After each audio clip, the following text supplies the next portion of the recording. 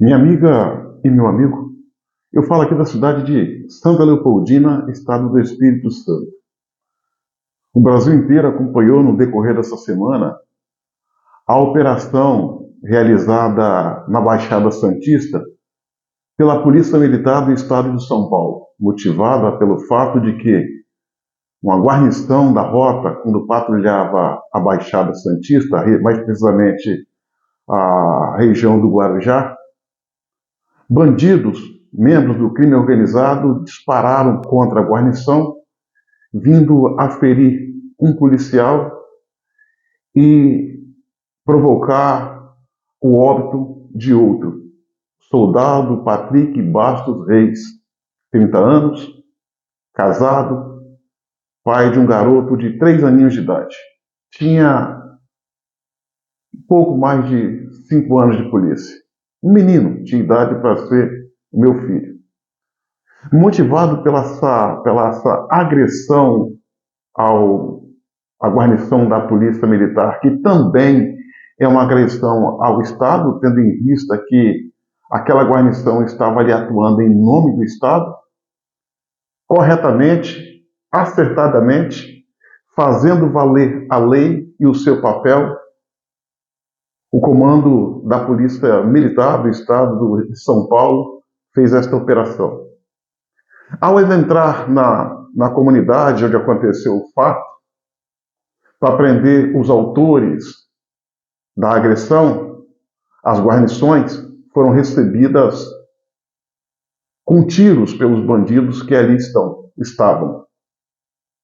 E nesse confronto, acabou fazendo que, nessa resistência, levou a polícia militar a fazer o uso necessário da sua força para repelir essa injusta agressão, e como todo confronto, o resultado é sempre feridos ou mortos.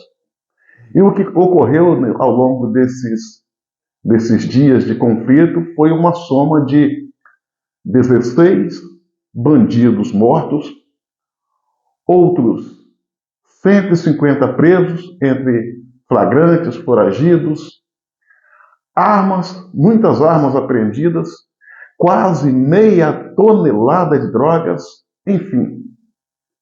A imprensa, a OAB, as entidades de direitos humanos, o governo federal do Lula, através do Ministério da Justiça, que tem como ministro Flávio Dino, e o Ministério dos Direitos Humanos, que tem como ministro Silvio Almeida, quando da morte do policial, eles se calaram, nada falaram. Mas quando a polícia resolveu reagir com o intuito de prender esses bandidos, sendo recebida a tiros, logo essa gente apareceu para criticar a ação da polícia e sair numa clara defesa dos bandidos, numa brutal inversão de valores. Aí a gente pode presenciar a ação da imprensa, da velha mídia, da OAB, de algumas entidades de direitos humanos, até o Ministério Público de São Paulo fez um movimento estranho, querendo dizer que ali houve uma chacina, que ali houve uma agressão a moradores negros de bairros pobres. Olha, senhoras e senhores, o que precisa ser dito, a imprensa não disse. Que dos 16 bandidos mortos, 11 foram identificados e a ficha dos mesmos são pesadíssimas. O que a Polícia Militar fez em São Paulo, no Guarujá, na Baixada Santista, é o que ela deveria ser feito e é o que deve ser feito não só em São Paulo, como em todo o Brasil. Para você que viu a imprensa ao longo desses dias falando, querendo dizer e te fazer acreditar que os bandidos mortos são pessoas inocentes, vamos lá conhecer a ficha de 15 bandidos, de 11 bandidos, melhor dizendo, dos 16 mortos. Vamos lá. O primeiro, Fábio Luiz Ferreira. Antecedentes: passagem por tráfico de drogas 3 vezes, roubo, sequestro, cárcere privado e homicídio. O segundo indivíduo, Rogério Andrade de Jesus, egresso do sistema prisional, ou seja, fugiu, não voltou, teve uma saidinha e não voltou mais para o presídio, e tem no seu currículo furto, receptação, associação criminosa, roubo, homicídio, lesão corporal, ameaça, concussão material e desobediência. Os processos são vários processos, que incluem também lesão corporal, ameaça, furto, enfim. Esse indivíduo, o Rogério Andrade Jesus, com ele foi encontrado um aparelho de telefone celular, um colete à prova de bala, colete balístico, uma pistola marca Taurus calibre 380, um carregador com 8 cartuchos deflagrados, ou seja, já disparados, e 2 quilos 617 gramas de maconha.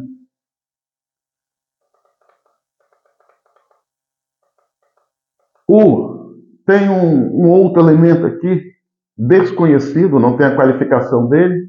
Um dos mortos, que não tem a qualificação, tombou com uma pistola Glock calibre .40. Temos aqui um outro, William Santos de Oliveira.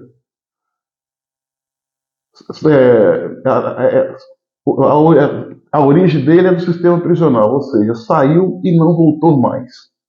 Histórico dele: furto, estelionato, falsificação de identidade, estava preso preventivamente, recebeu o benefício da liberdade provisória em 28 de 2 de 2023, recentemente, há menos de um mês. Em torno de 5 meses, melhor dizendo. Com ele foi encontrado, com esse bandido morto, foi encontrado um revólver Taurus calibre 38, com um número suprimido, ou seja, o número da arma raspada. A arma se encontrava, e com ele se encontrava algumas sacolas de drogas, maconha, crack, lança-perfumes, skunk, ou seja, um capeteiro só. Temos aqui Matheus Eduardo dos Santos Silva. Inquérito do Matheus: roubo, receptação, aliciamento de crianças e adolescentes. Com ele, com um desses mortos, Matheus Eduardo dos Santos Silva, foi encontrado um rádio transmissor, um revólver calibre 38, com numeração raspada, ou seja, suprimida, 5 munições e maconha, 1 quilo e maconha, e com ele também foi encontrado 1 quilo e 151 gramas de cocaína. Esse é um inocente. Esse aqui são os inocentes do Guarujá, que a imprensa e a esquerda tanto defendem. Vamos lá para outra figura. Evandro da Silva Belém. Tinha um mandato de prisão a ser cumprido, prisão preventiva.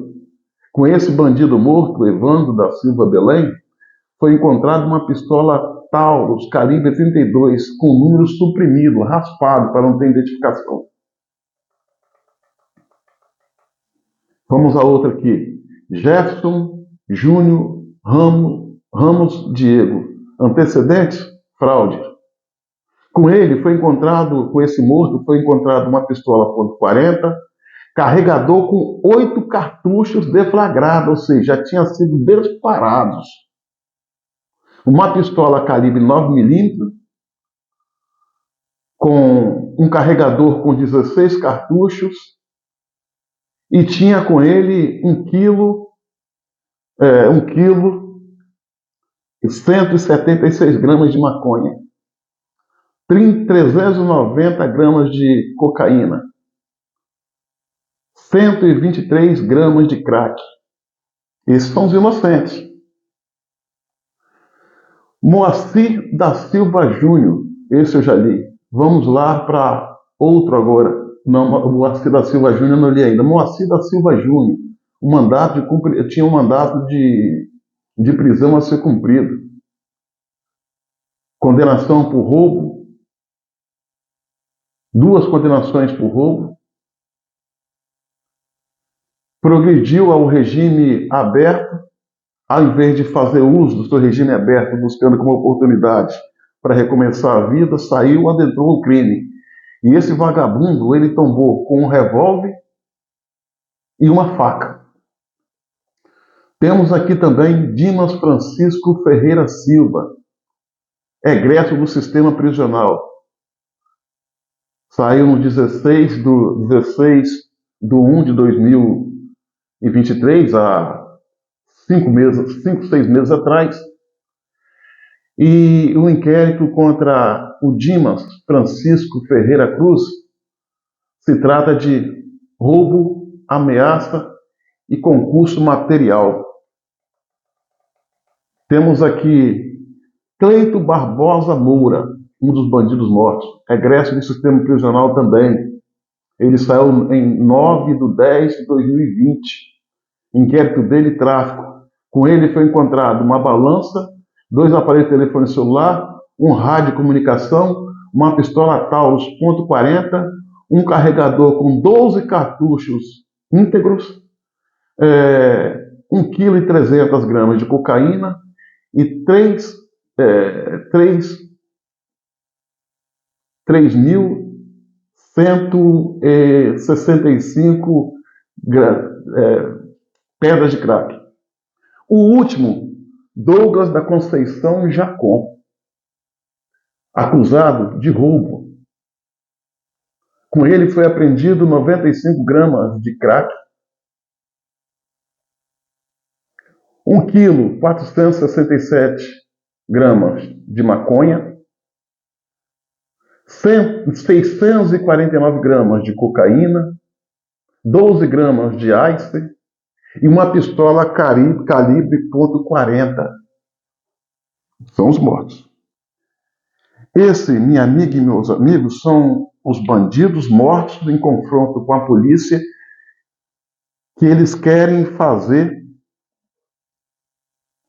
a sociedade pensar que esses cabras, esses bandidos, são vítimas da sociedade, que são inocentes. Não, eles não eram inocentes. Eram bandidos que faziam parte de um movimento do crime organizado, e que a gente está vendo ali é uma guerrilha urbana, com contornos de uma guerra civil não declarada, em que eles têm como tática sequestrar territórios, levando sofrimento e dor à comunidade.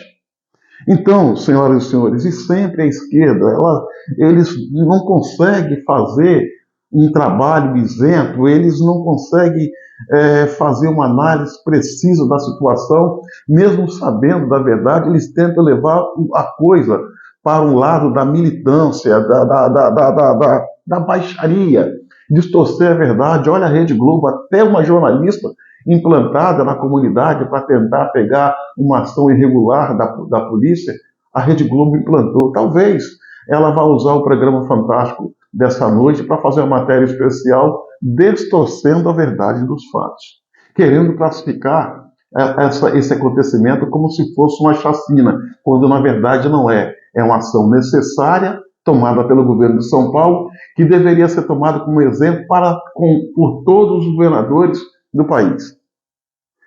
Vira-se o foco para São Paulo, critica a polícia, tenta desqualificar o trabalho dela, só que tem um detalhe: a população de bem está em massa apoiando os trabalhos da polícia. Vale lembrar que no mesmo dia em que ocorreu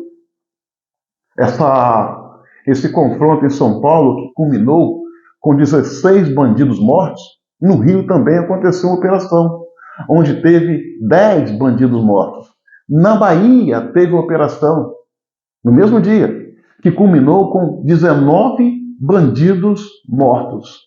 Mas o que a imprensa, de uma forma cretina, e a esquerda, de uma forma igualmente cretina, tenta atacar a polícia de São Paulo, talvez tentando desgastar a imagem do governador Tarcísio. Fato é que nem no Rio, nem na Bahia, nem em São Paulo houve chacina. O que houve foi uma reação a uma agressão provocada pelo crime organizado. Não se critica, essa esquerda não critica a Bahia, por quê? Porque na Bahia o governador é do PT. Eles esquecem. Fato é que esses governadores fizeram o que deveria ser feito e que deve ser feito. Então a gente vê aí essa onda desse coitadismo penal, nesse misto de vitimismo. É nojento. É nojento. A população não pode mais ficar refém do crime organizado. Lamentável no meio de tudo isso é que o governo federal não saiu em defesa da Polícia de São Paulo, não se ofereceu para ajudar o governo de São Paulo, colocando à disposição do governo de São Paulo as suas Forças Armadas, Exército, Guarda Nacional, Força Nacional, melhor dizendo, não fizeram. O que fizeram foi criticar, de maneira prévia, sem conhecimento de causa, falar que tinha contornos de excesso, de exagero, de irregularidade, quando a própria perícia nos corpos falam que os ferimentos foram provocados em confronto, que não houve execução sumária, como marca de tiro na mão, em que a pessoa tenta se defender, tiro na nuca, nas costas. Não. A Polícia de São Paulo fez a coisa certíssima. Eu tenho algumas pequenas resistências contra o comportamento político, não administrativo, político de Tarcísio de Freitas, mas devo tirar o chapéu para ele. Ele fez o que todo governador de vergonha na cara tem que fazer: defender a sua polícia quando ela está certa. Se há confronto, há vítimas, quer seja por ferimento ou perda de vida. Se tiver que morrer, gente, não queira achar que eu sou insensível. Se alguém tem que morrer em um confronto, esse alguém não é um cidadão de bem e nem um policial, é o bandido, que é um inútil e não soma em nada de positivo com a sociedade. Eu, lamentavelmente, acompanhando pela imprensa, eu vi que o Ministério Público Federal, o Ministério Público de São Paulo, está falando em investigar o crime. A operação, os resultados da operação policial. Se houve operação, se houve vítima de um lado e de outro, é um direito constitucional do Ministério Público investigar. O que o Ministério Público não pode fazer é pré-julgar. E isso não pode fazer. É importante que o Ministério Público investigue e participe da busca pela verdade, até para mostrar à sociedade a real situação ali que aconteceu. Agora, querer tacar pedras, não, isso não vale.